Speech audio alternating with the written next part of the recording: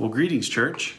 Here are the announcements for the week of July 13th, 2020. There are two announcements this week that I hope you take the time to interact with. The first is an interview that we have done with our final graduate for this last or most previous academic school year. And it's with Taylor Pemberton, who we celebrate her graduation from Oakland City University. So please stay tuned to pay attention or to listen to that wonderful interview that we did the other day with Taylor. And please also continue to pay attention to the second portion of the announcements that will include a video about how we are planning on coming back together on Sunday for in-person worship. So let's not waste any additional time and let's get to those two very important announcements. So friends, without further ado, here is our interview with Taylor Pemberton. It is good to talk to Miss Taylor Pemberton today as we celebrate another graduation. This time it's a big graduation from college. So we're excited to connect with you today, Taylor, and to ask some of the questions that we've been asking our graduates so that we might continue to celebrate this wonderful accomplishment with you. So if that's all right, I think we'll jump into the questions. Okay. So the first one is pretty simple. How have you been? I've been great. I've been very busy this summer working with kids and being outside and having fun. It has been fun to watch from the office. It looks like the day camp kiddos are having a blast, and I think you're doing a phenomenal job leading them. Thanks. So, related to that, what's up next for you?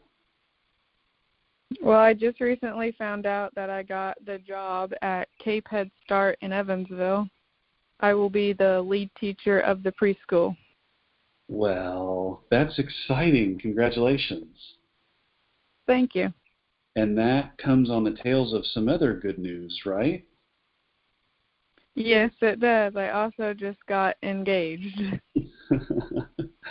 For those that haven't been able to watch that on Facebook, it's just a lot of fun. And not only are we happy to celebrate your graduation, even if it's a little bit late, we're happy to celebrate with you the pending nuptials. So we are more poignantly on time for that celebration. So we are excited for what the future holds for you, both on the professional side of things and for the wedding that's in your future. Well, thank you. It's great to get to celebrate those life milestones with you. I can confidently speak on behalf of the church to say that we are excited for you in it all. So the last question is really related to that church family that you've spent some time with, not only on the daycare side and the day camp side of things, but also with our little ones, with the nursery. Yeah. Do you have anything to say to the church? I would say even for the younger ones and the church, keep doing what you want to do and believe in what you want. Keep going and keep pushing, because I never thought I would get this far in life to be able to be a teacher and be around all these kids. It's a great thing, and keep following the Lord. What beautiful advice. And again, I just want to echo the fact that we continue to celebrate not only your graduation, but also your engagement, and can't wait to see what the future holds for you. So I have been holding on to a graduation gift that has been meaning to get your way for some time now. And it's a devotional by Sarah Young that we've given to all of our graduates, and it's I think a really neat perspective because it's written specifically for graduates. So one of the cool things that we've added in the front cover is just a little note celebrating your accomplishments, and now I get to add an additional note celebrating your engagement. So again, we just want to echo how excited and happy we are for you for what the future holds. And we are thankful that we continue to get to support and walk alongside you in that beautiful future that God has for you. Thank you. So unless there's anything else, I'll let you get back to your day. And again, just want to extend a thank you for taking some time to talk with me today.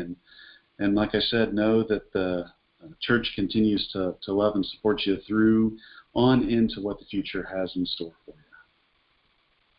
I think I'm good. I appreciate everything. Thank you. All righty. Be well, and we'll talk soon. Okay. Well, thank you, Taylor, for taking the time to answer some of the questions that we have been asking our graduates during this season of experiencing different graduations. So I'd like to switch gears a little bit and walk you through what returning to worship on Sunday will look like. So with that, let's go on a walk. Well, here we are in the narthex of the church. You'll notice that it looks a little bit different. We've got a station set up just inside the doors that will have hand sanitizer pumps available. We strongly recommend that you at least do your own round of hand sanitizing before coming into the space. But before we even get into the doors, we're going to do a couple of different things. We're going to try and visually look for those flu-like symptoms, and strongly recommend that individual returns home and watches the live feed online. We will also be doing temperature checks, and again, anyone who registers over 100.4 will be asked to as well return to their home and worship with us online. And as soon as we enter into the building, face masks will be required. They will be 100% required while we are in the building together around one another. So we're not specifying what those face coverings look like. I have a lovely one from the Indiana region, but I also equally have several that my own mom has made. So just make sure that your face is covered when you enter into this part of the building. So from here, let's go into the sanctuary. So welcome back to the beautiful sanctuary of Bethany Christian Church. So there are a couple of additional precautions that we're going to take in relation to wearing those face coverings as long as we are present in here. We're going to try and minimize the coming and going as much as we can. The service itself is a little bit shorter than what we're tended to, or than what we're used to, so we're going to continue to try and limit the trips to the bathroom, but we can't control when nature calls. You'll also notice that every other pew, it may not show up on the video, but every other pew has been roped off to ensure that 6 feet of social distancing, so that we continue to make sure that we're protecting one another. You'll also notice that there is a cheat sheet of sorts that matches some of our other notices that are throughout the building so that all of our information that we hope to provide is uniform and really takes the guesswork out of trying to figure out what it looks like to safely worship together with one another. Each one of these will be included at the ends of the pews, and we'll dispose of those and reprint them to at least until we get into the rhythm of what this new normal looks like. So in addition to these sheets of paper that provide information, one of the big key changes is that we'll experience communion a little bit differently. We'll have it available on the ends of the pews, so as you come in to sit to worship, you're invited to grab one of those pre-packaged communion pieces, and there's a little bit of a trick to getting to them successfully, so hold on one moment. Now, one of the tricks to these fancy communion on the go packets is that you have to watch. In order to get to the bread, there's a film that lets you have access just to the bread itself, in addition to then breaking the plastic and getting to the more aluminum foil looking part that has access to the juice.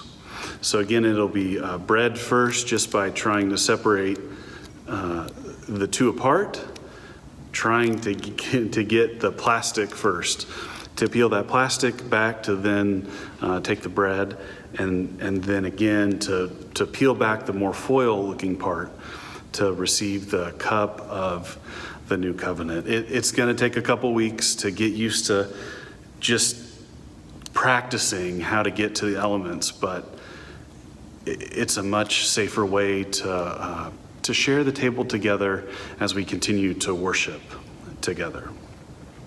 The last thing, as far as what we're trying to do while we're in here, is related to arriving and dismissing. So we're going to go traditional wedding style. Outside of being escorted to your seat by an usher, we'll ask that those who arrive first will sit in the first parts of the sanctuary itself, and then at the conclusion of service, we'll ask that those who were seated last in the back to go out through the narthex and into the parking lot first. It's a living example of practicing the first will be last and the last will be first. Yeah, pretty biblical. Outside of that, we are about as ready as we can be to continue to worship together in the midst of the reality that we continue to find ourselves in, a reality that people are still getting sick, and we're going to try and do our best to mitigate the chance that any one of the members of our Bethany family would contract any sort of health-related issue while we worship God together in person. So again, in case this feels like information overload, a mailing has gone out through traditional mail. Right after I get this video posted and put together, I'll post the video, and we'll also follow up with an email and a Facebook post that will outline the board-approved requirements to returning safely to worship here at Bethany Christian Church this coming Sunday. Even in the midst of this challenging and trying times, we continue to be the church that God continues to call us to be. We continue to be a church that seeks to learn the word, to live the grace, and to, above all else, share the love. One of the ways that we continue to share that love is by following the procedures that we have put in place to continue to extend that love to the members of our Bethany family. That's it for now.